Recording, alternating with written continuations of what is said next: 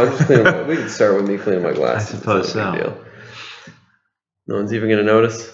I think they'll notice now. Why are we live? Hello, everyone. Welcome to Watch It Played, our live. You know what? I didn't call it. Well, I did call it live Q&A, but I think I'll drop that. Just call it the live show. Oh, just in case people don't have any questions. Right. And that would just be the A show. The A show. The answer show. But hello, everyone. Welcome to the live show. We are going to have a little bit of fun here tonight. We're going to play a game. We don't usually have fun. No, I know. We're going to make a change. This time, we're going to have fun, and you're going to have fun as well. We're going to play a game. We're going to talk about board games, and we're going to take your questions and try to answer them. And I'm pretty sure that things are going live on YouTube, so I'm going to close this down. And what I'm going to ask you guys to do, if you don't mind, is just put in the comments if you can hear. And I'm seeing already.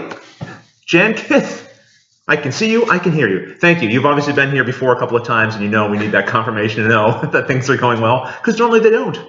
I did see someone saying they can't see the video, but Brian, I'm assuming he's just trolling us. Or maybe his monitor's off. Howdy, Kansas. All right.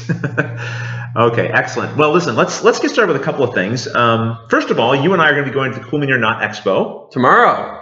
He's making fun of me because I was saying that, hey, we're going tomorrow. We're not actually going tomorrow. It feels like we're going tomorrow because tomorrow we're going into the city where the airport is. We're staying with a friend overnight, and then we're taking off. So work stops tomorrow, and the fun begins.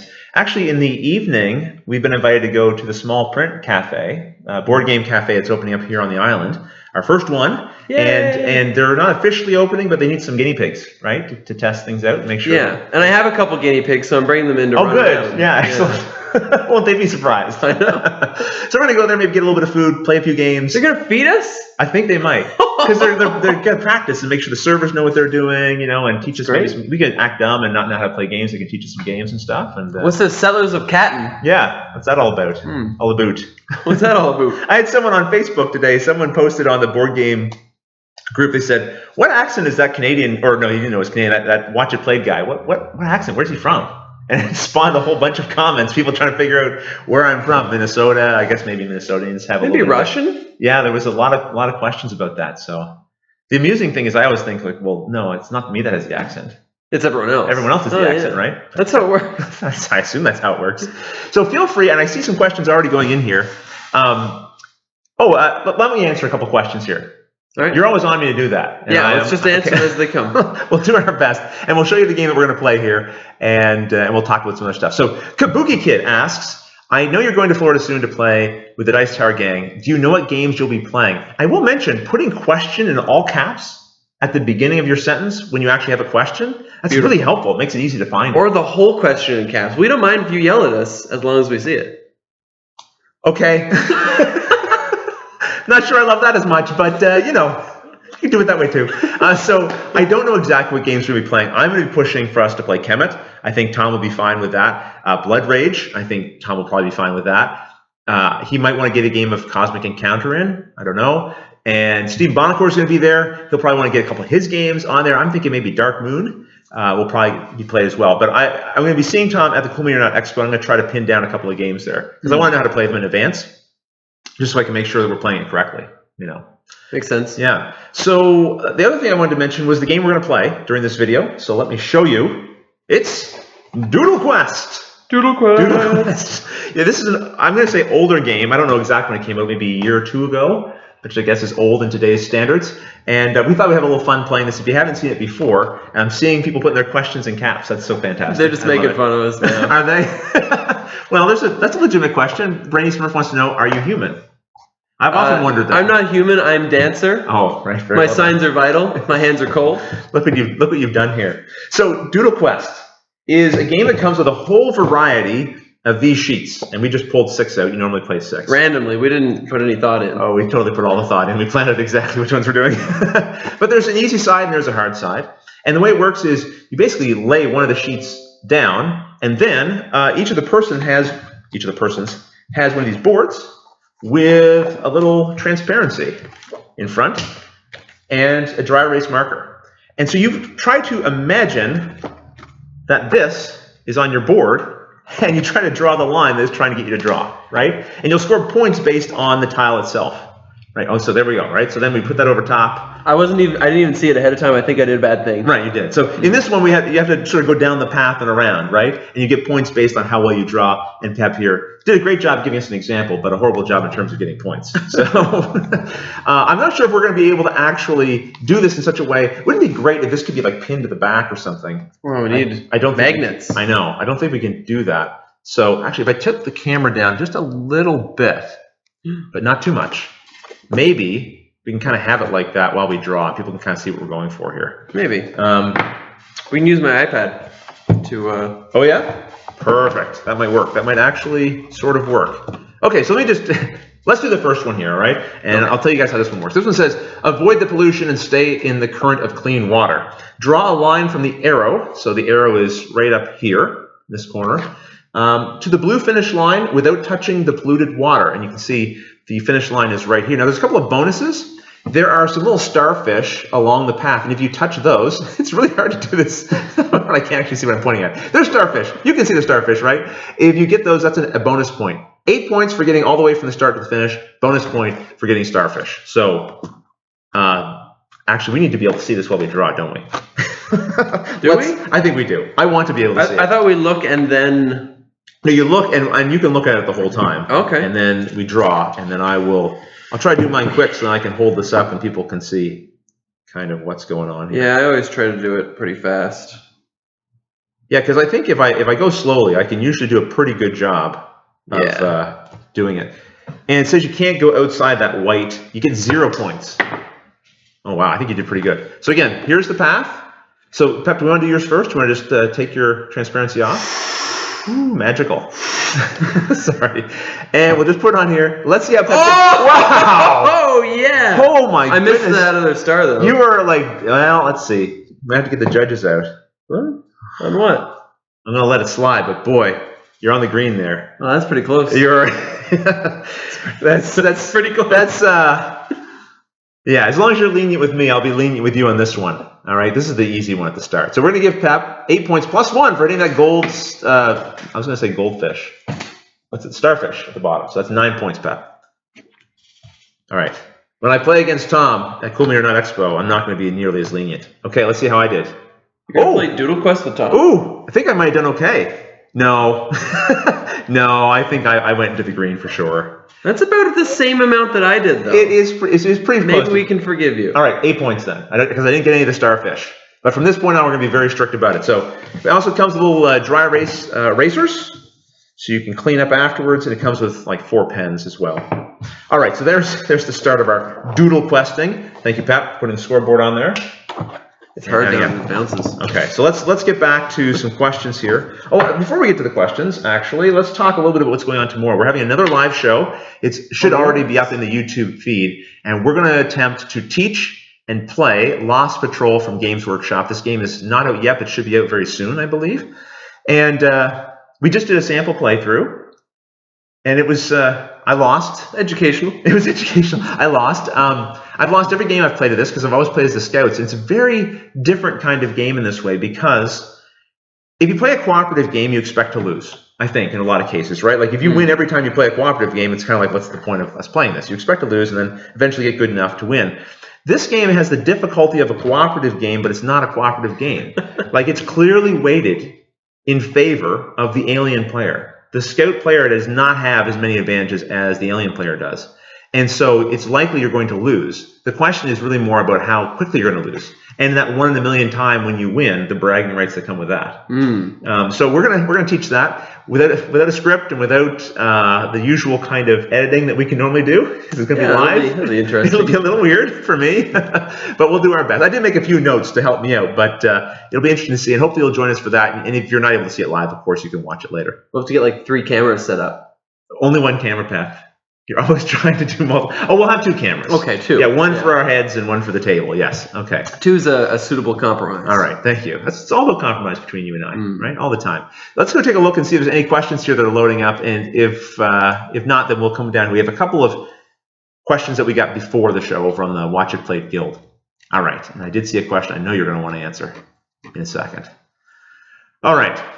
Somebody asked if I dyed my hair. I did not. It's growing, and I'm not cutting it, but it's not dyed. Yeah, it's not gel. I've never dyed my hair. It's not gel. It's very just natural right now. It's just natural. Natural. Sort of like our Lost Patrol instruction is going to be very natural. Okay. So there's a like thing that just doesn't go up though. So we got the Pep. Is Pep human? We got that question. We got if you're a robot. Pep is not a robot. I decline. Oh. Well, sorry. I was going to say I decline to answer. Okay. I apologize for Yes, exactly like that, Jason. Yes, Jason, thank you for the good illustration. Where will your next Canadian convention be? Emmanuel, I'm not sure. I haven't been. Have I been to it? Actually, I do know when my next Canadian convention will be. Halcon? Halcon. Yeah. Yeah. So Halcon is actually held in my old hometown of Halifax. Connecticut? Halifax, Nova Scotia, which is about a 4-hour drive from here. And they invited me to be a guest, a gaming guest. They have a bunch of different guests there. Sci-fi, like actors and things like that, and then they've got me coming as a gaming guest. So you're cool. I don't know. It's weird. I don't know exactly what I'm going to be doing. I'm very honored by the invitation, and I was just over there for International Tabletop Day. And did you do anything for International Tabletop Day? Yeah, I don't know why my voice gets so high all of a sudden. I had a couple people over. We played some games. Okay, thank you. What'd you play? Oh, we played Rock Band. Okay, because that's tabletop, right? You're fired. What all did we play? We played a lot of the Pathfinder Adventure card game. The actual card game or the iOS? The actual one. Okay. We got it all set up again. We played Game of Thrones, the board game. Excellent. In an hour and a half. Because What? I won on the third turn. What? I won on the third turn. The Baratheons are really good. I've never played as them before. Or the other players are really bad. No, don't say that. They did an okay job. Hour and a half. They weren't doing something very good. I can't think of what else we played. Those are the only ones that just ring into my mind. Okay, a couple little things. Nice. Yeah. I had a great time playing. So I got to meet the Halcon people at the Tabletop Day because they were helping to run that. And what did I play? Karuba. I played Jamaica? Strike a bunch of times. And Stockpile. I stockpiled some folks. We had a great time playing that. And I know there was one other game, but it slipped my mind right now. I can't think of it. Oh, we played Battle Cruisers as well from Tasty Minstrel Games. Battle Cruisers. Okay. So the next Canadian convention will be Halcon in November. So, hey, if you happen to be near Halifax, come on down. Let's see here. So I've got a question. Okay, I've got a question from Jacob K, who did not put question in all caps before his question. Just for anyone joining us now, really helpful if you put question in all caps before your question. This helps us pick it out amongst the comments. Jacob asks, Pep, what was your favorite burger from your burger marathon? You remember that from last Burger time? Love, yeah. Did you I didn't have a single one. Loves? Okay. I've been on a, I'm not going to talk about this long because people who talk about their eating habits can be a little bit tedious and boring. But I'm trying to trim down a little bit, so I've been sort of easing off on some of the food I would normally consume. Yeah, and I'm the opposite. Well, I'm trying to maintain my weight, but I'm also eating bad. Oh, you've been plowing into those burgers. Well, no, I only have 4 different ones. Yeah, but they're huge. My favorite one was the smallest one, actually. I don't remember what it was called. I want to say it's the Southern Belle, but it's not. Well, that was a helpful answer. From Piatto's. It was good. Oh, there you go. Yeah, it's from Piatto's. I knew it was from Piatto's.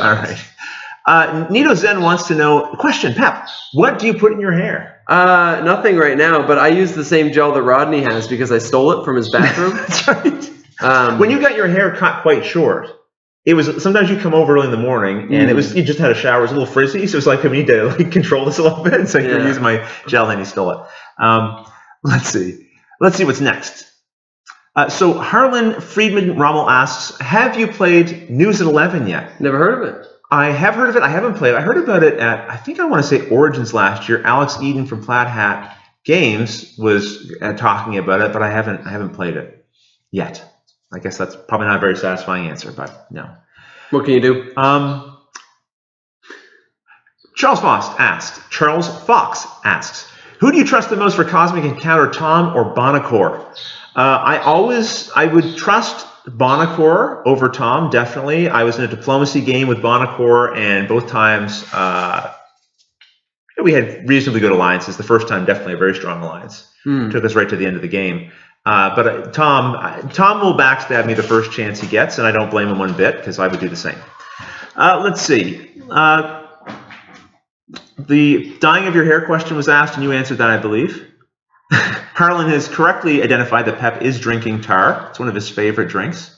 Tar? Yes.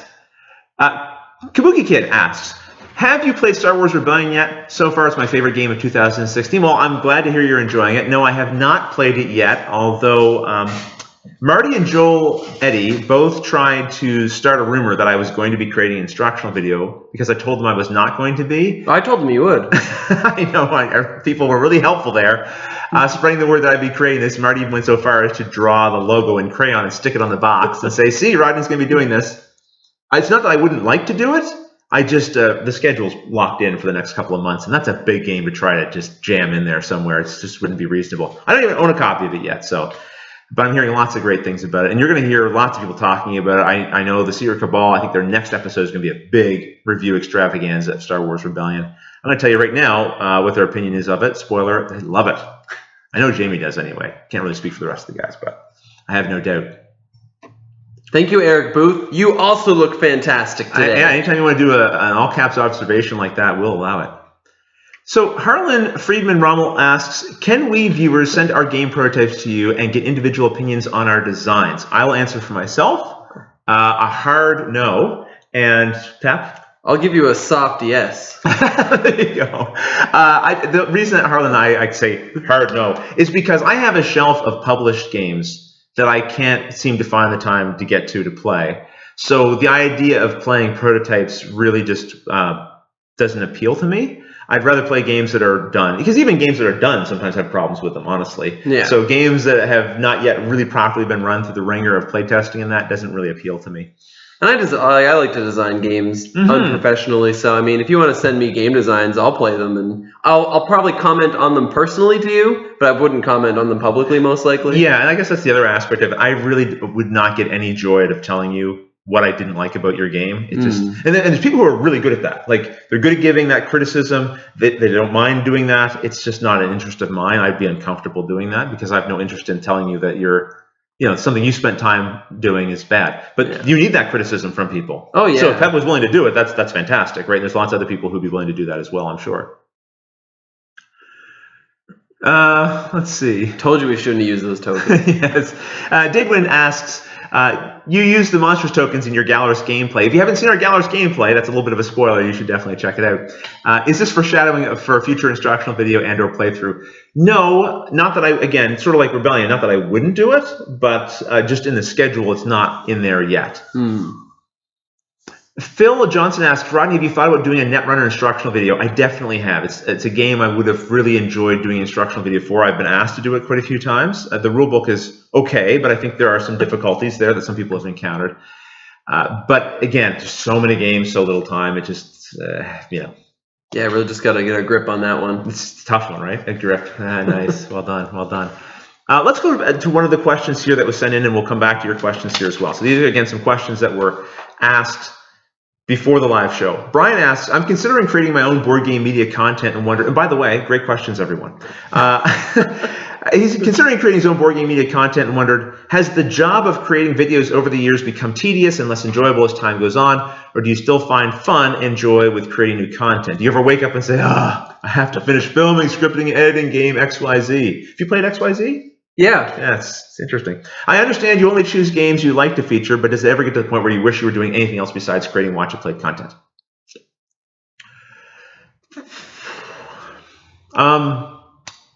Okay, there's I'm pausing because there's like 3 different questions kind of in there. Do I ever the job of doing watch and play has not robbed the joy from me. When I get a new game and I open it up, I am just as excited as now as I ever have been. I love reading rule books still. I love creating the video content still.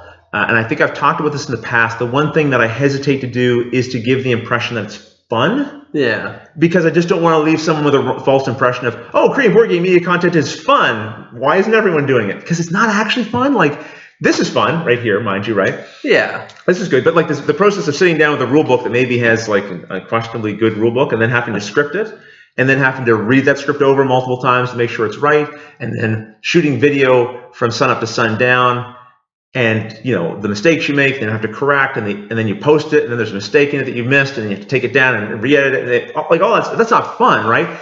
But because I enjoy the work so much, like from the level of satisfaction that I get from it, it's rewarding, right? It's incredibly rewarding to do it. So I am just as excited today to be doing Watch It Played as I was at the beginning. I would say even more so, just because the show has grown, more and more people seem to be enjoying it. I'm getting great help from like Pep here, which is a big help as well. And so all that makes the whole experience rewarding. But I would warn people who think, oh, this looks great, I think I'll do it as well. Definitely do it as well if it's your passion, but just be warned, there's work to it. I mean, you've started doing the videos more, like the instructional videos and things more often. Like, does that sound right to you in terms of? Yeah, and I think the difficult part for a lot of people is that it's hard to imagine something being fun when it's a job. Like, it's hard to imagine a job is also fun in a lot of cases, so it's a strange combination of the fun and the work. I think probably a lot of people are in jobs that are not their passion, and that's certainly the thing that I've got on my side. I'm doing something that I feel like this is my calling. This is what I, want to be doing for the rest of my life. I've had conversations with other board game media content creators, and sometimes it's like, well, we won't be doing this in 5 years. And I'm like, I hope I'm doing this when I'm 80. Like, I can't imagine ever stopping. Welcome to Watch It Played! You young whippersnappers! I'll teach you how to play cribbage! So we'll see if I last that long.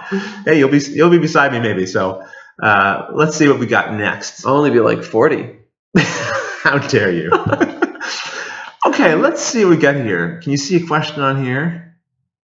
Question: since you glued Mini on the road, any missteps with the glue? Yeah, how was it gluing Minis while driving? I feel like this thing jumped a lot. I do want to answer that question. I will answer that question, but I think yes, things jumped a little bit here, but we're getting very close to where we were. So I'll answer the Minis question. Yes, so the Lost Patrol game, I knew I wasn't going to have a lot of time because of Cool Mini or Not, going away to that, to record an instructional video. Then it dawned on me, if I can assemble these Minis, then maybe we can actually just do a live playthrough and fit that in. So it actually worked really well. Christy drove and I assembled GW Minis in the car. I'd already pre-clipped them, so it's just a matter of getting the glue and like putting them in position, holding them in place. I have to say, plastic is so great for assembly compared to metal, just because it's lighter.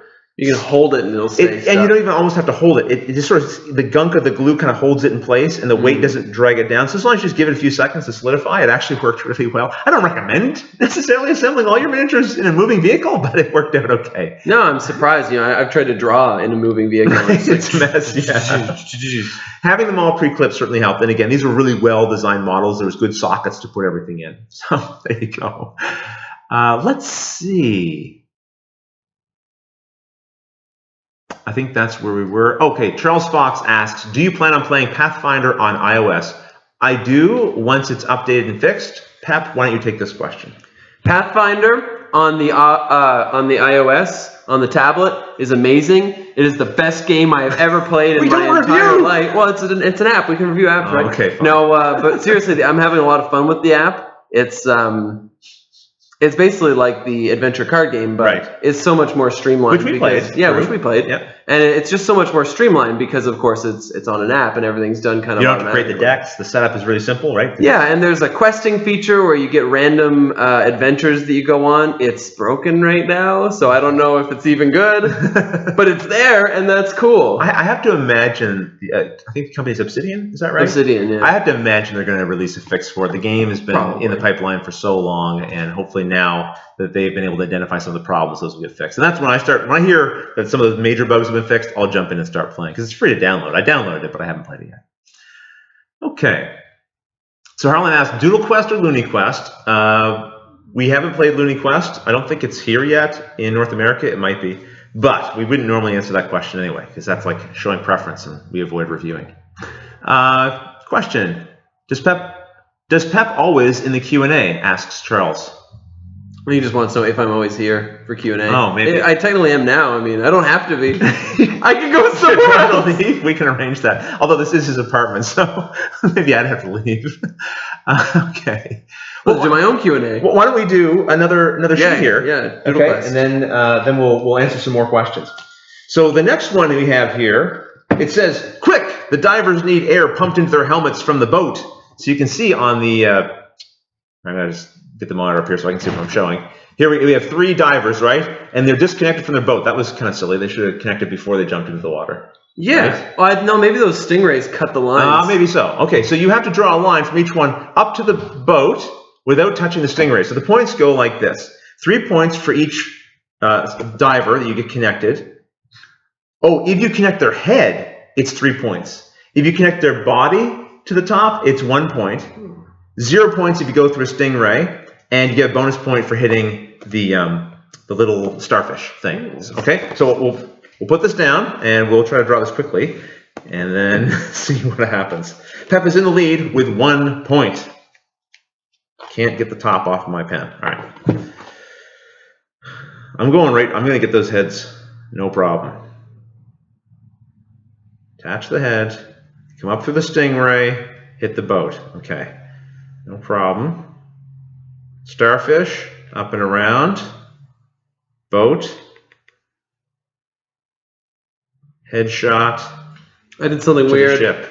Okay, I think, wow. Yeah, okay, let's show everyone what you've done here, Pep. So again, here is, this is where having 2 cameras would have been good. People could have seen us drawing as we go. Wow, that's amazing. Okay, so you tried to go around, right? I see you tried to scoot out and around. That's pretty clever. Okay. I have a bad feeling about, You definitely, I got the you one did guy's pretty hand. good. Okay, so it looks like you've got, I'm going to call that a head because you're touching the red part of his helmet, even though it's not like, I'm assuming the red part I think below. I got it in his shoulder first, though. Well, you start at the head, though, and you go out around the shoulder. You start the head here. You do kind of run into the shoulders quite a bit, don't you? Yeah, I ran into all of their shoulders. Okay. I hit every star, but I ran into everyone's shoulder. Okay. I think we'll call it that. This is a miss here, for sure. This guy's a miss. He's 0. Oh, because I hit the... Yeah, you hit the stingray. Mm. So you've got, what do we want to say, 6, 7, 8? Are you giving yourself 3, or are you going through the shoulders? No, I hit the shoulders first, so let's go with the shoulder. All right. You score that how you think, and 4 points. All right, and I will. 20 points. Oh no. 1, 2. Well, I did okay actually, Pep. The one who totally missed, this poor guy, he's gonna suffocate down there. He got no air. He hit the stingray anyway. Right, probably pulled out his cord. But this guy, right from the head, up into the boat, and this one as well from the head. So that's 3 and 3 plus 1 is 7. I have a problem here. Yeah, what's that? Why do you only have 1 line? You know what I mean? What do you mean? There's only, you kind of just, I know they're the same one, but don't you technically need 2 different lines? Drew into it. I guess I could have been a little more precise and gone side to it. It's fine. You gonna be okay with that? Yeah, I'm just messing with you. All right. So there we go. So that's, I think, 7 points for me. There. Yep. 1, 2. Okay. So that's quest number 2. Let's go back to some questions here. I'll do a question from here, and we'll go back to the questions in the live chat. Does this extra star count if I even if I miss? You know what I mean? I'm giving it to you. Oh, You okay. Give it to yourself. I get 1 more then. All right. We're playing fast and loose here. Bill Dilcher asks, when are we going to see Watch It Played Con? I don't know. I'd like to do it. I've talked about it. Tomorrow. I'd like to do it. Get your tickets. It's room for 1. It's going to sell out quick. I'm really hoping the Small Print Cafe in Charlottetown, which is opening up, will be a huge success. It'll increase gaming here on the island and might give me partners to work with to run something like that. The biggest problem is running a good convention takes skilled people, dedicated people, good volunteers, etc. And I'm shooting videos all the time, so I don't have time to run a convention on top of that. I think Tom's got a really sweet deal. In Florida, there was already a convention being run. He just attached his name to it. They continue to run it. It's called Dice Tower Con, right? So I'd love to be able to do something similar. I did look at running my own convention here a year or 2 ago, and once I saw the interest that was being generated, I got a little panicky and was like, oh, I don't think I'm prepared to entertain 100 people and not do a good job of it. So right now, that's kind of on hold, but I'd love to do it. I think it would be a lot of fun because conventions are fun. Let's see next. Is Pep drunk? If they want to know, are you drunk? No. No. Not today. Okay, so Patrick Connor asks a question which I ask Pep every day as well. Pep, have you received your copy of Collector's Edition to Kaido? If so, are you happy? I have not, and I am unhappy. Right. You've been waiting for a long time to get this, right? Everyone was waiting for a long time, but he's still waiting. I think it's gone out to the Americans, right? It's gone out to Americans, and I think anybody who got the unpainted minis also has theirs. Okay. But I'm just waiting on those painted minis. Up here in the wasteland of Canada, it has not arrived. Poor Pep. And he donated so much. Let's see. Marcos Mosas wants to know gut milk somewhere.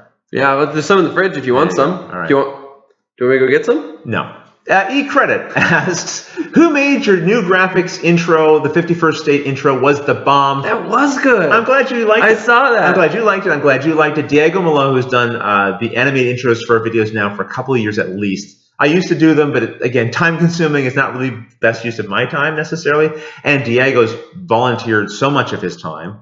And Chaz Charlton, who does the music as well. So Chaz did a little bit, some new music. Diego did a new intro, and I like the new intro because it allows me to put a little something different in there. Like I can put little shots from the video, so the intro is unique beyond just the different box art style. Yeah. So it gives you a little something to, if you're going to sit through that little intro, a little something new to look at. Thank you, Diego. He did that totally unprompted. He just fit that into his time. So a huge thanks to Diego for that. And I'm also really pleased that you guys like it. A lot of people have given really good feedback about it, so that's exciting. So Eric Booth asks, what's some of the games that you're watching on Kickstarter? Do you have an answer to this? I have an answer. The Takedo Collector's Edition. Right. I'm watching that to see if it ever arrives. Sabertron, we're waiting for that to arrive. Sabertron. The foam swords. Scythe isn't late yet, but I'm still waiting on Scythe. It's soon, isn't it? It's got its way to me. What? Oh, you jerk. I'm doing the instructional video for Scythe, so that's, or Scythe. I guess I'll have to figure that out with Jamie. How am I supposed to pronounce that? And I'm really looking forward to getting that. Man, does it ever look like he's done a masterful job on the production of that game. So I did see something. I don't remember what, though. So I'm not a good person to ask. Okay, well, I'll tell you this. I don't watch Kickstarter very much at all anymore. I used to, sort of like a hawk, like what's new? And my time's so full with the games that are, again, just sitting waiting to be made. I don't need to be looking at the 1,000 games that are going to be coming at some point in the near future. Of course, sometimes things catch your eye. Like the Rum and Bones Second Tide from Cool Me or Not. I was kind of intrigued by that, actually. They've made some pretty big changes to the original game, and I liked the sounds of those changes. So that tempted me, you know. Dark Souls. Yeah, that was. That's going like gangbusters. I never played the game, so I don't have the same immediate attachment to the theme in that. But I'm of course very curious about what they're going to do because they're the same people who did Guild Ball, which is another game that you and I both played. So. The answer is not a lot, but that doesn't mean there's not a lot of good stuff out there. It's just kind of more where I'm at, I think, and probably where you're at too. Yeah, about the same, yeah. Let's see. Have either of us tried the digital implementation of Twilight Struggle yet? Ask Kabuki Kid. I have not. I have not either, because currently it's only on Steam. Yeah, and I have Steam, but I don't pay the. I don't play the original enough to really warrant it. I will definitely play it a bunch when it's on iOS, because I just don't play a ton of games on Steam. If I'm going to be playing games, it's usually when I'm preoccupied with something else, like say going to the bathroom. Right? And I don't bring my whole desktop into the bathroom with me. Well, I mean, if it's a laptop, not to be crude here, but you would take a laptop. But yeah. I don't know. I don't know if it's what I would call an exciting kind of game to play on the tablet. I'm not sure I'd even want to play on the tablet. I don't get to play it enough. And so it's like, there's going to be AI, right? So I can just play against... Oh, it's going to have AI, right? Yeah. So I'm going to look forward to because you and I played, and we played it kind of funny. We would take a turn or two and then leave. I would take my cards with me, and I would go home and I'd plan out what I was going to do to the best of my ability. Then I'd come back over here and we'd take a couple more turns. Yeah. And I did really enjoy puzzling out what can I do and the give and take of if I use this for ops, I want to use this for the event. That was interesting, and reacting to the person. I just kind of left my cards on the table till you came back. Right. Yes. Oh, it was very hard to make decisions in that game for me. So. Let's see. We got another question here from Michael Cross, who says, "Have you played Game of Thrones Card Game 2.0?"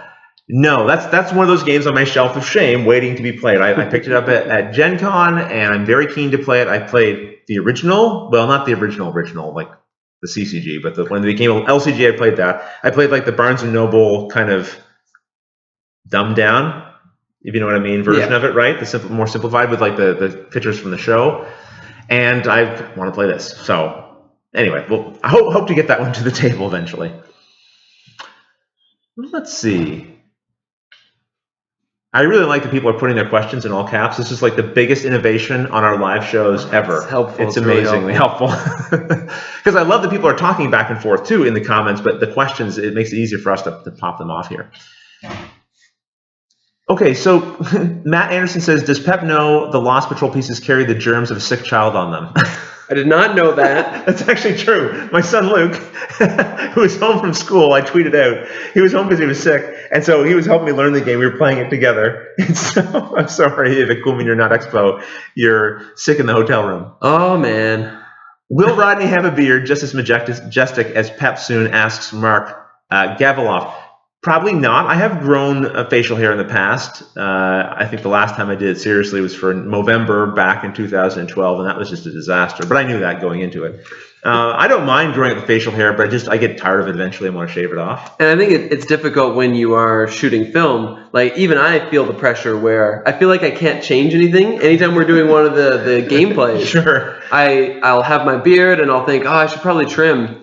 And then it's like, well, I don't want to look different from the last gameplay. So. Yeah, see, it's a funny thing because when we create these gameplays, if you're watching our channel as they're being shot, it might be like, what's the big deal? Yeah. But a lot of our views will come from people maybe a year later. And so if they're watching the episodes back to back to back, and suddenly like, why does Rodney like look different in this one versus the last one? I want it to feel more seamless. Like they're not watching it out of time. I want them to feel like, oh no, I'm here in the moment. Yeah. You know, like when this was happening, even though I wasn't. So same haircut, same beard. Right.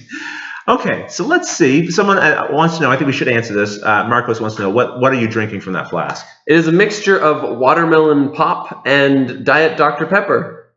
It's just whatever was in my fridge. After further review with Steve Tower asks, when are you coming to Boston? Love the show. Well, thank you. We've been, me and my family have been to Boston a couple of times, and we will probably be back again, but no plans currently. Do enjoy visiting, though.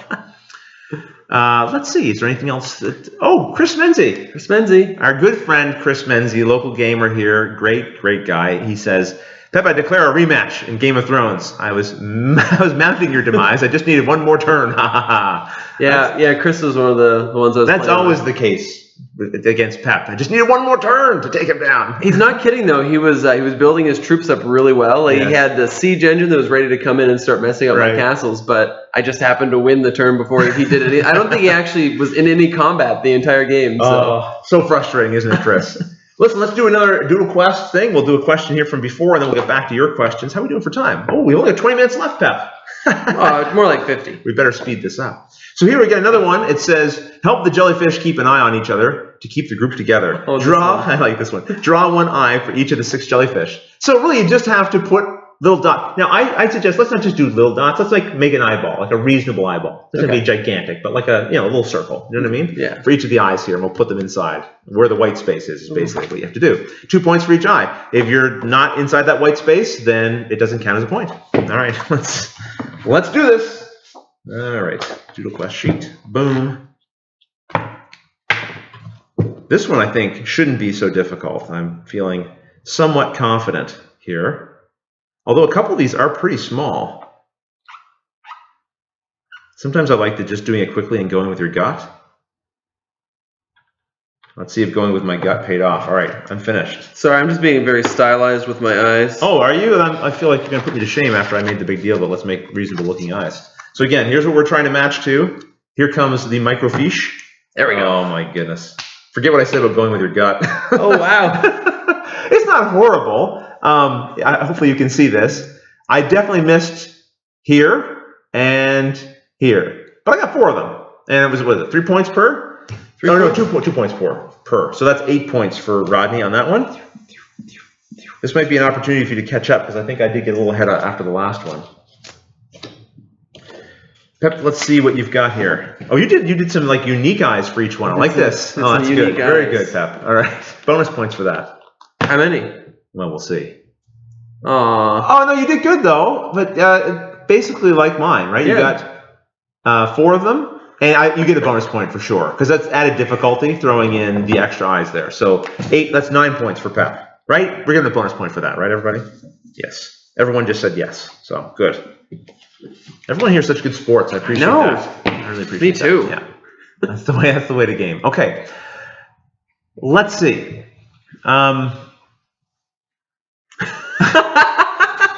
Jason asked Rodney, did you notice Pep is gob? That he meant gone. Did you leave earlier? Yeah. I guess I didn't notice. I thought he was saying, did you notice Pep is a gob? Yeah, just like, how rude. I wouldn't have read that otherwise. So Jay Mercado asks, what is the difference between Eurogames and Ameritrash? This is a hotly contested topic. Some people hate the terms. Do away with these terms. Stop putting our games in boxes. They're irrelevant. Some people are like, no, they're important to help us distinguish things. Pat, do you have some thoughts on this? Put me in the... Because I could talk about it, but I just, I got to let you have some. I don't care.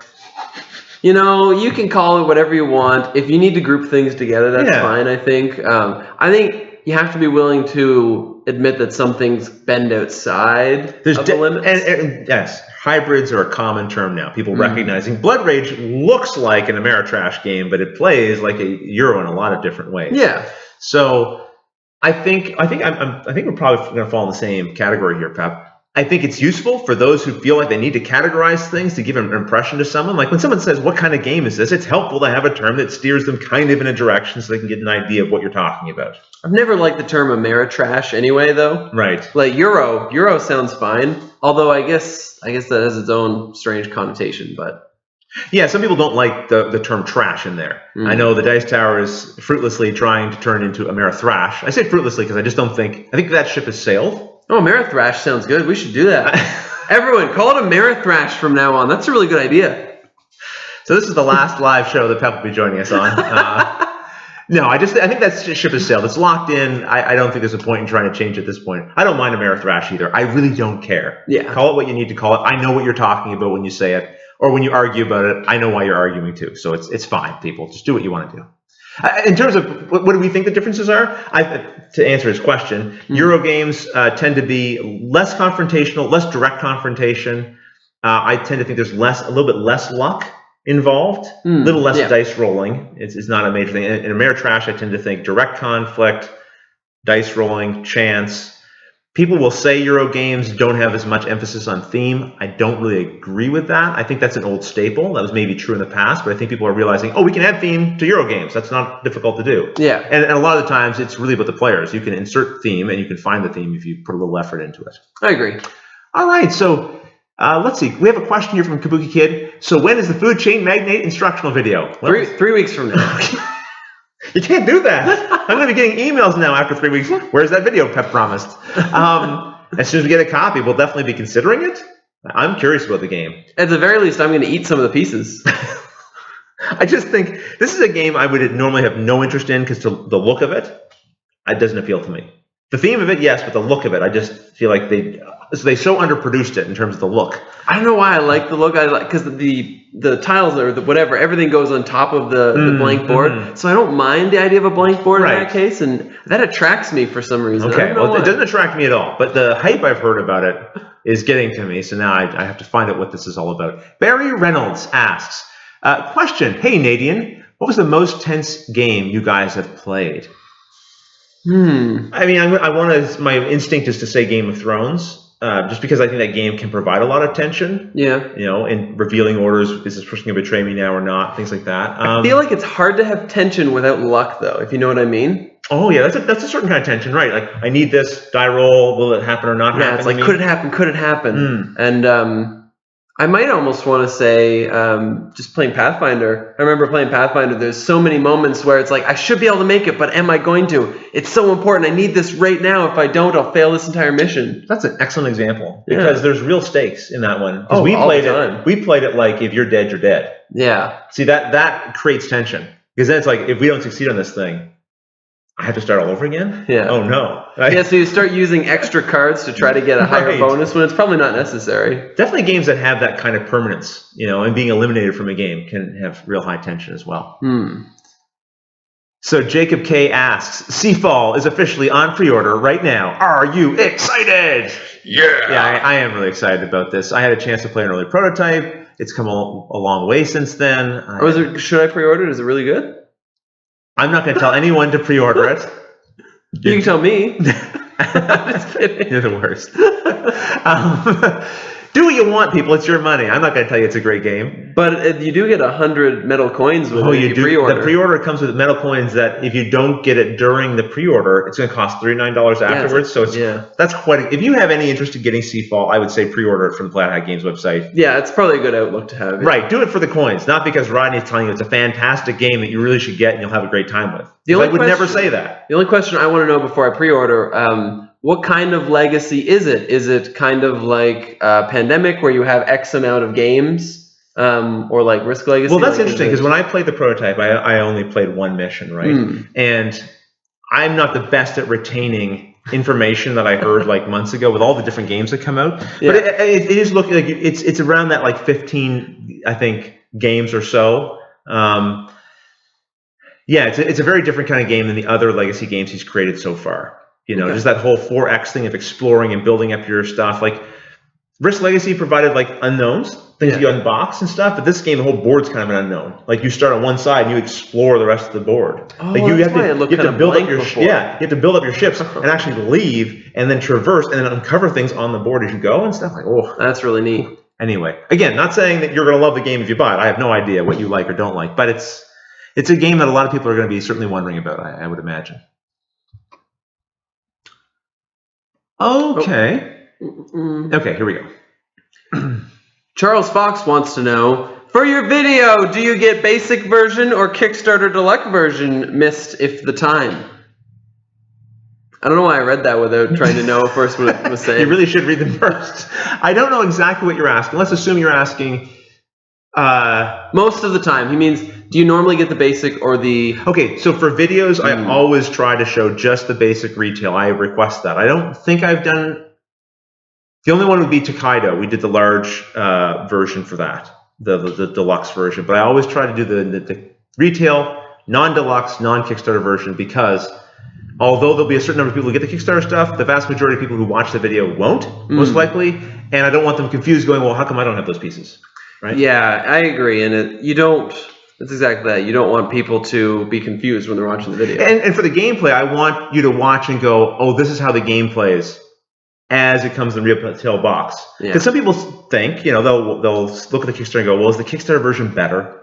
It has more stuff. Is it better? So I'm hoping we can show, okay, here's the base game. You can make a decision based on that. Yeah.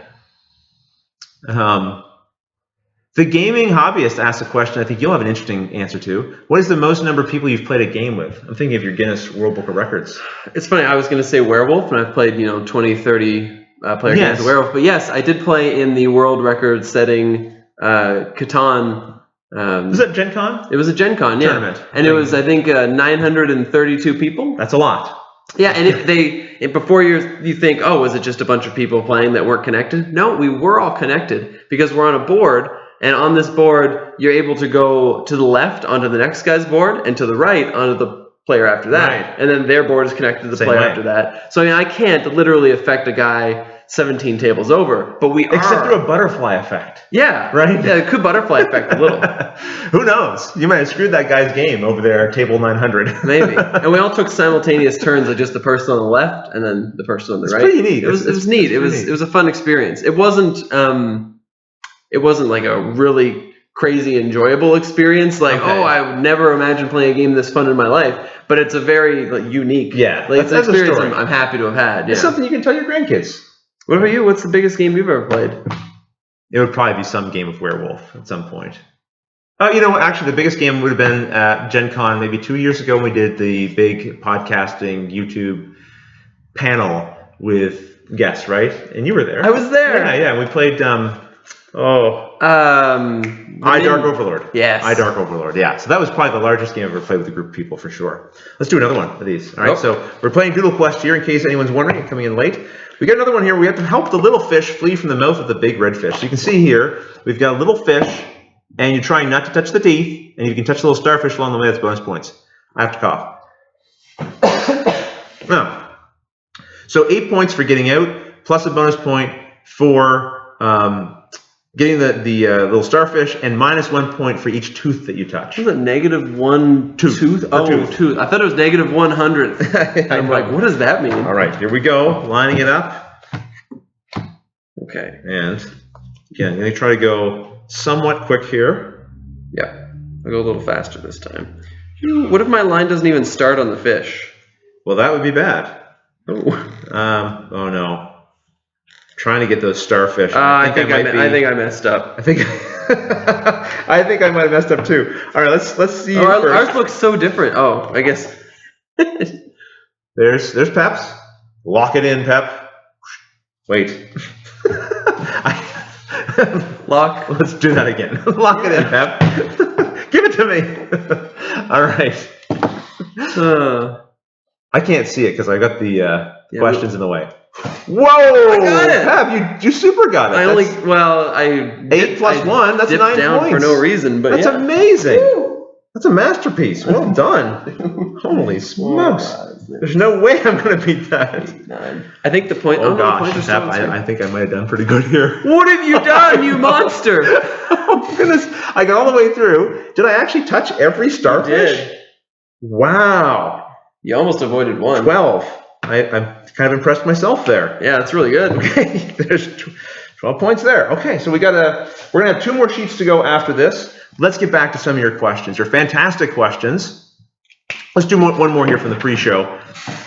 Mark Allen asks, do either of you have your own game that you're working on? If not, what type of game could you see yourself making? I'll answer quickly. No, I'm not working on a game.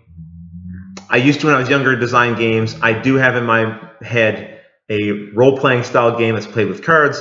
You could think Pathfinder, that certainly has some similarities, but it's more of a one versus another person kind of thing. One person controls the adventures in their deck, the other person is sort of like the DM, putting the challenges in the way and so on. But anyway, I have no plans to pursue that seriously in any way. But yeah, over to you. Yeah, I don't really make games or anything. I have a couple games, probably a dozen or so that I've made. And we have ones that we've worked on together. Yeah, certainly.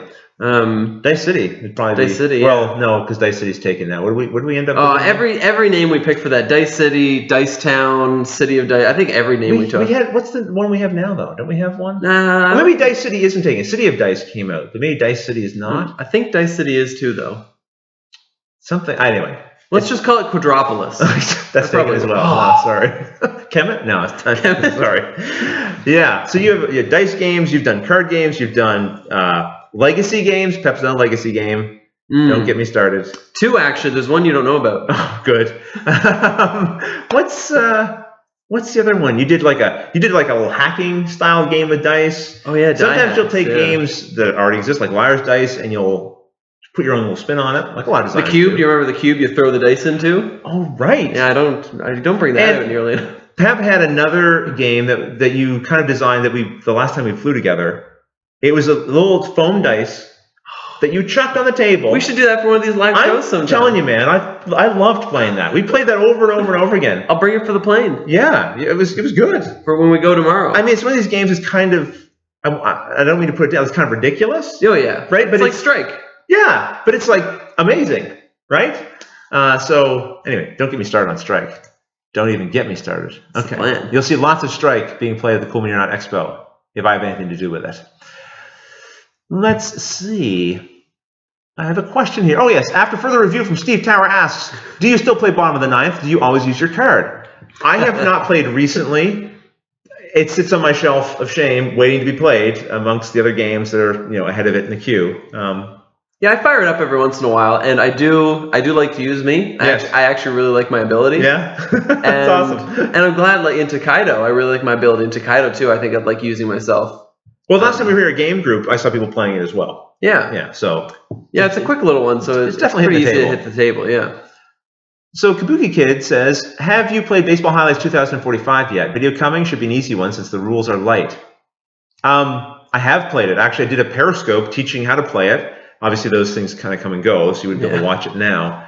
It's certainly one I would consider doing because I don't think the rule book was very good at all. I don't mind saying that because I think it's demonstratively true. There were things missing. They made assumptions about your knowledge of baseball, which you shouldn't do, I don't think, when you're designing a game.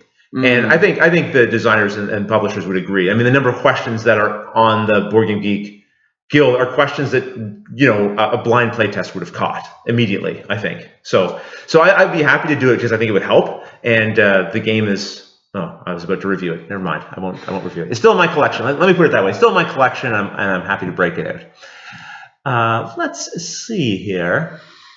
Lindsay Oliver asks, what is your favorite game to play solo? Oh, Lindsay. Oh, Lindsay, I can't answer that. There's not a lot of, first of all... I do have an answer for that, Lindsay, but I can't answer because I don't review games. I'm going to answer, but only because I don't play games solo anyway, and I don't find I have that many solo games. The only game that I ever really played solo was Shadowrun Crossfire. Mm-hmm. And it was simply because I could never find 4 people to play it with. Right. That didn't just dislike losing every time, because it's a really hard game. Yes. So I play it by myself, and that way the games were quick, and even if I lost, it was like, whatever. There you go. You gotta so I play Shadowrun Crossfire, but it's only my favorite because it's the only game I play solo. Okay. There's a few different games that I play solo, but I'll leave that a mystery. Dun, dun, dun. Okay, so J-Dub asks, after seeing the fun you guys had with Above and Below, how excited are you for Ryan Lockett's new game, Islebound? Also, do you have any information on his sequel game, Near and Far? Near, far, the Grover. Wherever I think more the Grover. Yeah, the Grover is funny too. Near, far. I've now played 2 or 3 of Ryan Lockett's games. And so I'm always excited about, I'm always interested. My interest is always peaked. He's designing a game. I'm going to want to try it. Yeah. It's always weird for me. It's not that I'm excited for the game. Mm-hmm. I don't know if I want to play it or not. I just want to know what it is and what it's about. Right. Because I know it's a sequel or spiritual successor, I guess, to Above and Below. Otherwise, why would it be called Near and Far? Right. So I really want to know what's happening in the game. Because there are some differences. My understanding is that the narrative is maybe a little less random. Like it's still random, but it's not like... There might be a little bit of a thread that carries through or something. I'm not really sure. I'm curious. Art of Board Gaming says, what is the best rule book you've ever read? I always have trouble with like best and worst, not just in general with reviewing, but because my memory will be like, I won't think of the best. I'll think of some. Like Stockpile really impressed me because I wasn't expecting very much. It was a first-time Kickstarter group, and everything about that production ended up impressing me when I finally broke the cover and took the box up. But I was really impressed with the rulebook. Very straightforward, really well laid out. It's always hard to remember things. Like just now, I'm already thinking I lied to you about the solo thing. I also played through pretty much the entire Pathfinder card game solo to catch up with the party so I could use a different character. Okay. And I enjoyed playing that too solo. So, I mean, I don't know. Best rulebook. That's probably one of the best, like Ashes was really good. Flat Hat Games has come a long way in terms of the rule books. The playtesting they do, the extensive playtesting really helps, I think, in a large part. Yeah, I found the rule book for that one really good too. I learned how to learn the rules. I learned how to play from you when we did the beta originally. That's right. Then I watched your little overview to catch up. And then there was only, I think, 3 questions that I had to look in the rule book for, and they were... Easy to find? Ridiculously easy to find. Okay, super. So that's a good one. I also want to mention Imperial Settlers because Portal Games has had some notoriously bad rule books, and at the same time, they have some really great ones like Imperial Settlers. So there you go. Patrick Connor wants to know if we have any pets. I have a budgie. What do you have? I also have a budgie. Oh, interesting. I had mine first. You did have yours first. He was my inspiration for getting one. That's a pet I can handle. I don't have any monkeys, unfortunately. Well, no, I don't want monkeys. Jared Dobrnik asks, have you seen anyone around Luke's age at a convention? Yes, absolutely. I've seen people his age or younger. Luke would enjoy going to a convention for a bit, but he just wouldn't have the stamina for it. Like he'd be like there for a year.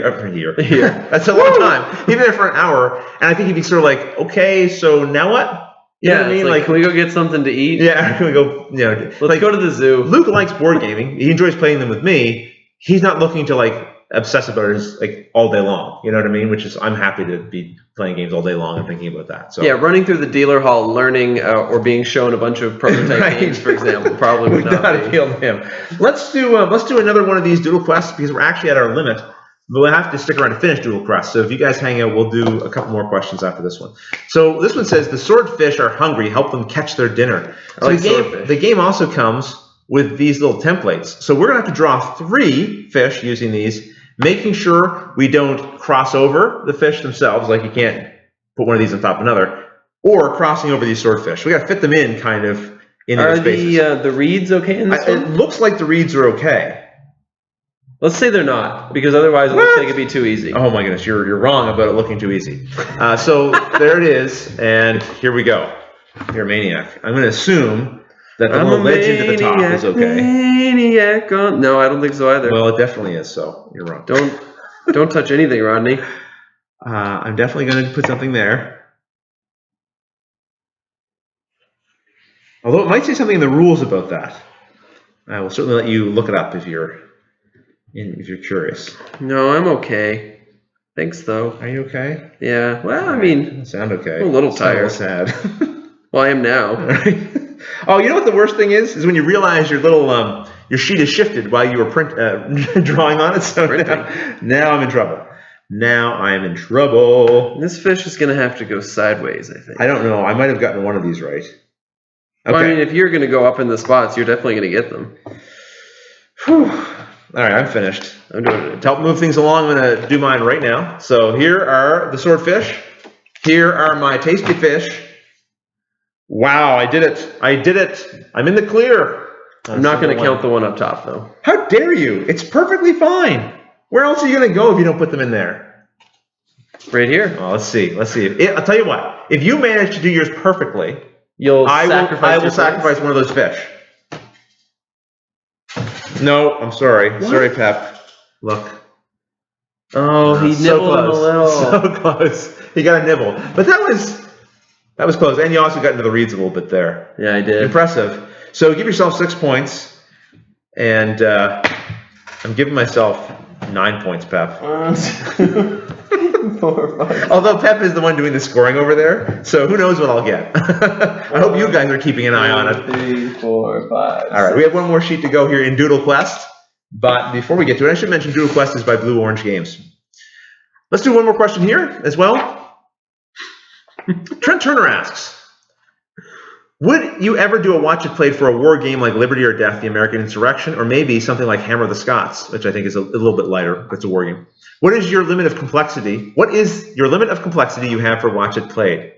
Well, Trent, I think with having covered games like The Gallerist, hopefully that would indicate to people there really isn't a limit. Because I think that's a relatively complex game. Even Stronghold 2nd Edition has a lot going on in it. That's pretty complex. So I would definitely consider, I was considering Liberty or Death. They did contact me. They were very keen to have me do it. And I was keen to do it. Again, it was just the problem of I've already got some things planned for the next couple of months. Yeah. And so I just couldn't fit that in. I knew that game was going to be, again, not something I just shoehorn in easily. Forbidden Stars, for example, is another game I think is quite complex that I want to do for this channel as well, as soon as I can find that space for it. Yeah, it's a big one. Do you like? And I did Dust Warfare. It's like a full-on miniatures game as well. A simpler one than some, but you know, I don't look at games and go, this is too complex. We couldn't do it. It's more about, do I think it's the right fit as a game I'm excited about and energized about. Yeah. Yeah. What do you think about like The Gallerist was a complex one for us to do. The gameplay was a little more challenging, probably because of the complexity of the game. Yeah, a little bit. I don't see it as a very complex game, but it definitely is a step up in certain places. Yeah, I remember when we learned it, it didn't seem that complex after learning it.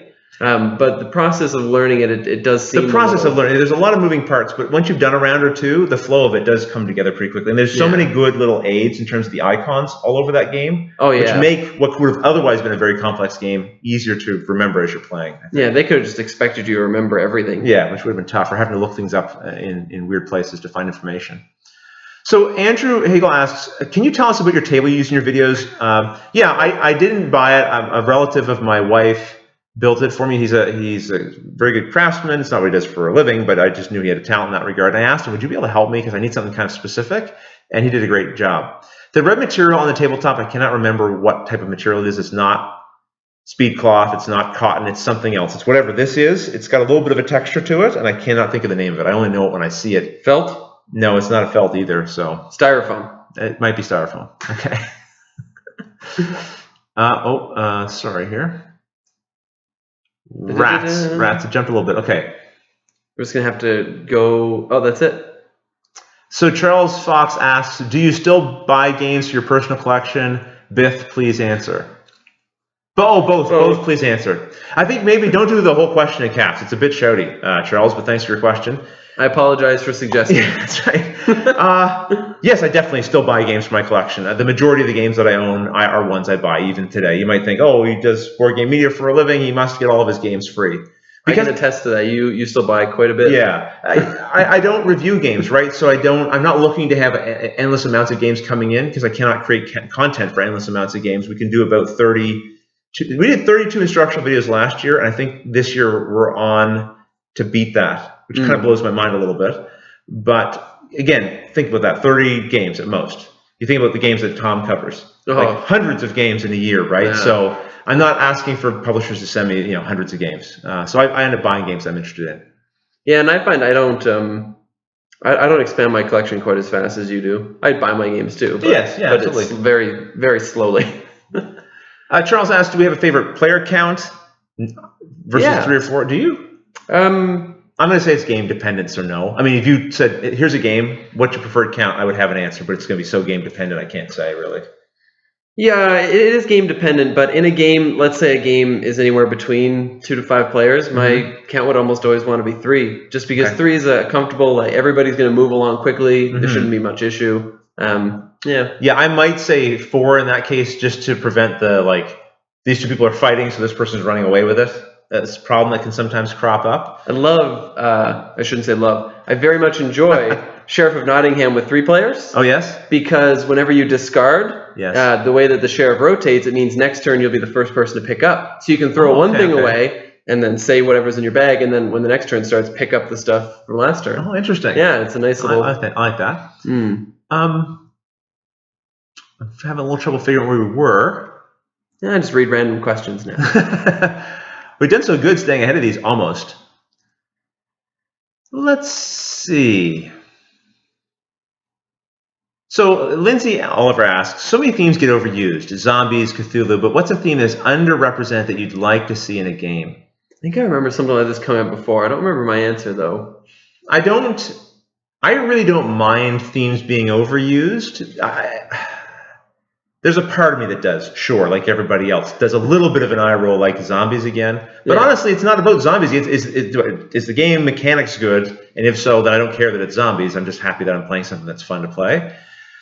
I like the Egyptian theme, so I don't mind seeing more of that in games, although we're seeing a little bit more of that as time goes on. Do you have any themes that you particularly like that maybe you'd like to see more of?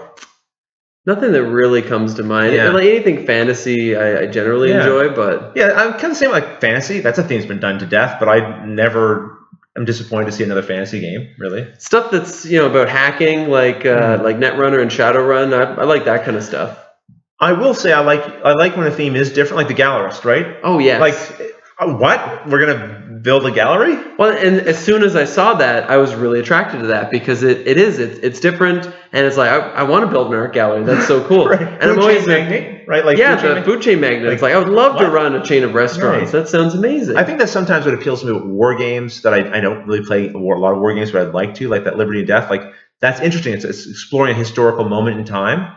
I'll learn something educational in there along with it, which is kind of interesting, and it doesn't happen often in fantasy games. Usually you're not learning something historical there. Let's see. Have you? So Saw asks, have you ever experienced games where too many expansions make the game less appealing? Well, yes. Yeah, it makes it less appealing. Yes, certainly. Arkham Horror is a game that I played, and one of the games that got me right back into the hobby after a little bit of a break. But so many expansions, the idea of playing with all of them just became a little bit overwhelming.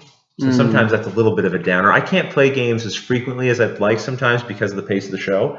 So I will get behind on expansions, and then that's a little disappointing, Yeah, and for me, a lot of times it's difficult with expansions because I have some sort of a weird feeling of purity in a game. So let's say I was playing the Pathfinder Adventure game.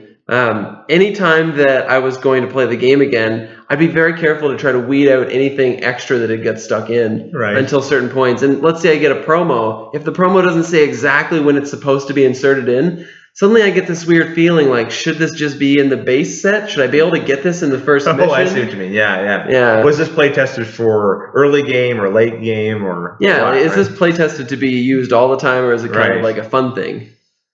Let's see. Well, Kabuki Kid asked, what's the heaviest game you've ever played? It probably for me would have been Empires in Arms from back in the day when I was younger, which is a pretty meaty word diplomacy style type of game. I think I've played like a large version of Jenga, and I think that's probably the heaviest thing I've ever played, like by weight. Okay. You know? Which game was that? Jenga? Sorry. We're trying to fade around your attempt at a joke. I was reading ahead here. What's the heaviest in terms of difficulty, do you think? I don't know. Not sure? Okay. That's a hard one. Yeah, it is tricky. Okay, I'm gonna jump down here. Sorry if any of your questions get skipped. Ian O'Toole confers with you about the purity when it comes to promos and stretch goals. Yeah, I love them though. Like I really want that sword one from Sheriff Nottingham, but I don't know if I'd have it in there all the time. Right. JDB24 asks, are there any games that are out of print that you'd like to see come back in print? Yes, Necromunda, and guess what? It's coming back in print. Woo! From Games Workshop, it's a grail game of mine for a while. It was my first miniatures game. I'm really looking forward to seeing what they do to potentially clean up the system, make the campaign play maybe even a little more robust than perhaps it once was. The community's been working on the old rule set for a long time, but either way, I'm just keen to see what they do with it. I love small skirmish style games, so. I don't have any. No? Okay. No, I like everything that's existing now. All right. And the more stuff that comes out, the better. Okay. Matt Anderson, no, I have not heard about the upcoming game, Louis Riel, but now I have. Thank you for bringing it to my attention. Let's see. We got another question down here from the gaming hobbyist. What genre of tabletop games do you think is the biggest and most popular at the moment? What genre? Genre. It's tricky because there's genre. I'm assuming it doesn't mean theme. Because that genre can sometimes be theme. It might be style of play. I don't know. Tom would probably know because he plays like every game under the sun and has a better sense of it. I kind of play what's in front of me, and then that sort of dictates what I think of as popular. Like I think what's very popular right now is miniatures on a board of some form. You know, usually conquesting or battling or something like that. But will card games ever not be the most popular thing? No. With Magic and Ashes and LCGs and all that, like especially if you count digital versions, like you throw Hearthstone in there too. Right, like that's got to be one of the most popular genres of games, and for good reason, I think. Yeah, it's the easiest to just drop on the table and play. Right, it's easiest to play in repetition. And provide so much variety with different decks and cards. Like, there's no game that will ever exist that I will have played as much as I've played Magic, and I don't even play Magic that much. Right. Right, but how would you ever catch up now at this point? I played thousands of games of Magic. So Charles asks, do you keep all the games from the videos or give them away to Pep? I usually hang on to most of the games. There are some games that I've done videos for that I didn't keep in my collection. It doesn't mean I think the games were bad, but I just can't keep games endlessly. I don't prefer to do that. So if it's a game I'm just not playing as much now as I might have been then I'll pass it on, move it along. Sometimes they go to Pep, yes. Sometimes he just steals them and takes them, and I don't have any choice in the matter. Find them a couple months later. So Kabuki Kid says, since you don't state what board games you like, what about video games? What are your favorites? Do you have a couple favorites right off the top of your head? I've always liked Harvest Moon. Again, farming. I don't know why, just something like farming in games, even in board games. Oh, yeah. But yeah, so Harvest Moon and now Stardew Valley, because it's just better. I love app versions of any game. I loved Sid Meier's Pirates as a kid. That was like one of my favorite games. I loved Mule as a kid. Today, I would probably say like I love the Oblivion and Skyrim games. Oh yeah, love those so much. Just I love that open world, just getting to explore everything and just doing nonsense things for hours on end. Have nothing to do with the main quest and thoroughly enjoying it. I don't even know what the quest is. I never do them. Yeah, I never do them because I just want to explore everything, and then like as the last thing, just do the quest. But I never get that far anyway. I remember Morrowind back on the PC. I was sick in bed for a week, and I played the game for a week solid, literally nothing but playing the game, eating, sleeping. And I did none of the main quests, and I never got bored. Right. That's the same. I would love to be a thief and just break into every home and loot every drawer and just to find out what's hiding in all those drawers. I don't think I'm a thief by nature, but that definitely I enjoyed that. There was one on here that I think was a really good question. Oh, please then. Ian O'Toole asks, if you could pick a time in history for a time story scenario, what would it be? You know what? They've just done it. The Egyptian one, I'm really excited to try. Sorry, the Egyptian theme is something that appeals to me. Let's just assume that's not the case. If you have an answer, jump in. If they didn't, they haven't already done something about Jack the Ripper, so that would probably be That'd be interesting. That'd be a cool little thing to go to. That's a very popular. I think. I want to say dinosaurs though. Like I want to say prehistoric, and I know that sounds ridiculous. No, that's kind of cool. But I don't know what you'd be doing back there to change maybe there's things. cavemen and they're interacting with you. Yeah, I don't know. I think also I would enjoy Roman times, Gaelic, that kind of time of conflict would be interesting to me.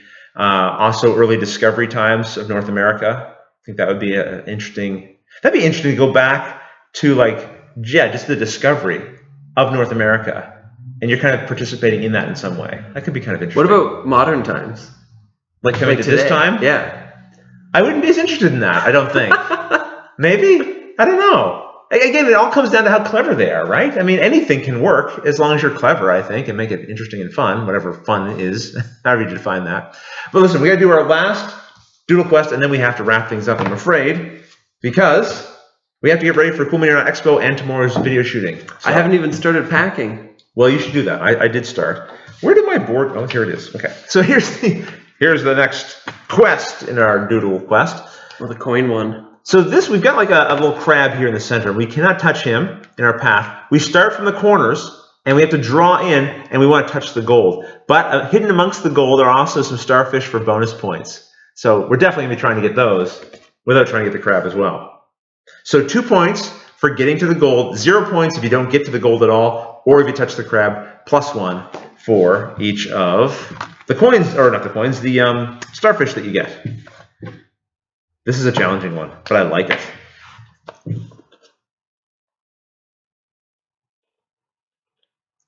All right, come to me, little starfish. Oh, this one's tricky. He's got his claws on either side of it. I think what happens with me on this one, because I've done this one a few different times, is I think I've gone far enough, but I haven't. And I don't even touch the gold at all. So hopefully this time I'm a little better at judging that distance. How are you feeling? Feeling good about I it? feel like I made some accidents. Okay, well, I'm finished. Because I'm looking at the size of the crab now and then the size of the space That left. doesn't look too bad. I think I ate some crab. Okay. No, you're doing fine. Oh, you did eat some crab. Oh, just barely, Pep. I mean, this is... Here, let's look here. This isn't too bad, but looking at Pep here, you can see, definitely got to the gold on this one. No problem, okay? Here you got to the gold and the starfish, but then I think you touched it a little bit there. We'll take a closer look, but I think you did touch. This one, all the way there, maybe you touched the starfish. And this one here, you did touch the crab claw as well. Yeah. Let's take a close look now. So, yeah, that counts out. That's 2 points. We agree that's... And you're giving yourself that, so that's 3, 4, 5, 6. Looks like 6 points. Very respectable. All right, let's see how I did. All right, so this is my first peek at it here. How's it look, Pep? So it looks like... Oh, that looks like... I don't know. I think I might have done it. Sad. Oh, no, sorry. I think I might have gotten both of these. I think you got everything. Did I really? And the starfish? And even this one here. That was the one with the 2 claws. Let's take a close look, because that might have shifted a little bit. No, that one, I didn't get the starfish. No. But I do touch the gold. Yeah, so 2, 4, 6, 8, and 3 stars. Wow. That was... I think I might have pulled this one off, which is kind of good because we had a couple we weren't sure about there. But I think that was a decisive victory in that case. So that was Doodle Quest from Blue Orange Games, taught and played here in our live show, and we answered hopefully a sufficient number of questions. I feel like we did a whole bunch there. And thanks again, everyone, for joining us for these live shows. It's always a bit of fun. This was something that we wanted to do as part of the stretch goals of our previous fundraiser. And I'm happy to say all of the promos for the last fundraiser have been mailed out, and people have been tweeting. They've arrived in the UK, they've arrived in the States, in Canada. So if you backed, expect to get yours within the next few days, but do wait 2 to 3 weeks before you contact me if you haven't, because without fail, people will contact me early, and then the next day, it'll arrive, right? Yeah. So I would just prefer you wait maybe 2 or 3 weeks from now, and then if you haven't received it, definitely contact me. We'll make sure everything gets squared away for you. The last thing we're waiting on are the dice trays. Those are in production. Ben from Daedalus is sending me pictures to show me wood being chopped up and put together. So hopefully that will be shipped out soon, because soon it'll be time to think about the next fundraiser. Yeah. And again, we'll be looking for your support. And again, thanks for all the support in the past, and again for joining us for this live show. Anything we need to say? There is one last thing we need to talk about, because Adam Garza asked, are we Team Cap or Team Iron America? Iron Man. Team Captain America. Why or can't Team there Iron be Man? a team Iron America? Iron and America. all just get along. Why doesn't Iron Man just give Captain America a suit? Right. Seriously. But so the reason why I think that's a really good question is because we are going to see. We're going to go see Civil War on Thursday night. It's really great. The first night of the Cool Mini Expo, the team is taking some of the volunteers and some of the guests out, and we're going to go check out Civil War. I am so excited for this movie. I am so excited. I think the Marvel Universe movies, by and large, have been fantastic. Even the ones that maybe haven't been as good, I still just love their place in the overall story arc. Yeah, it's great that they're just all there and they're all connected. And this, to me, feels like a culmination of a lot of that, so I'm really looking forward to it. But so the important question. Oh, yes, Team Cap. Team America, Team Cap, Iron Man? I'm Team Cap. I've been drawn to that character more in general anyway, but what I like with Civil War is that there's a good argument to be made for the Team Iron Man side of things. Yeah. Like, superheroes are weapons of mass destruction. Yeah. Right? Really? So some of them. Having them regulated probably makes sense. Having an ability to keep tabs on them is probably not the worst idea.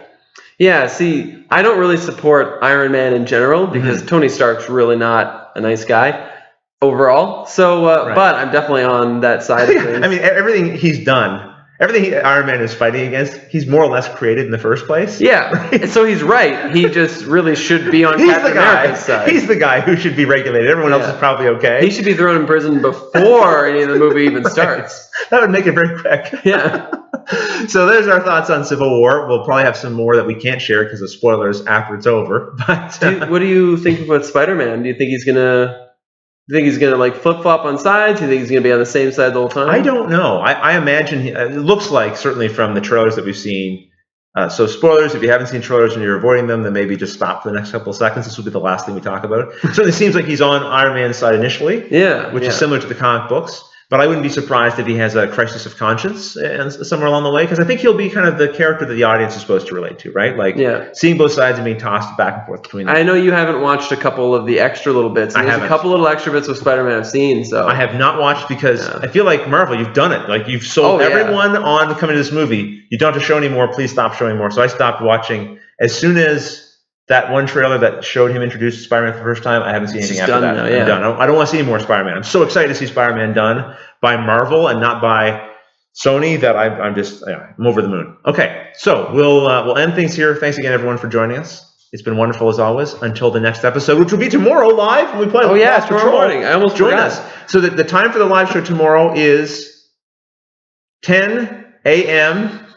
Eastern time, which is 11. It's 11 a.m. our time. So 10 a.m. Eastern time. Join us. We're going to teach a Lost Patrol. We're going to play Lost Patrol. We're going to lose Lost Patrol. And that's like, what, 7 p.m. Standard? Standard? Yeah, probably. Standard time? Let's go. Pep's drunk. See you, everyone. Until the next episode. Thanks for watching. Wait, I have to turn this off. Right. No, it's fine. We can just... No, I have to stop this somehow. Stop the madness. Oh, you didn't stop it yet? I'm going to stop it now. Okay. Now it's done. See you.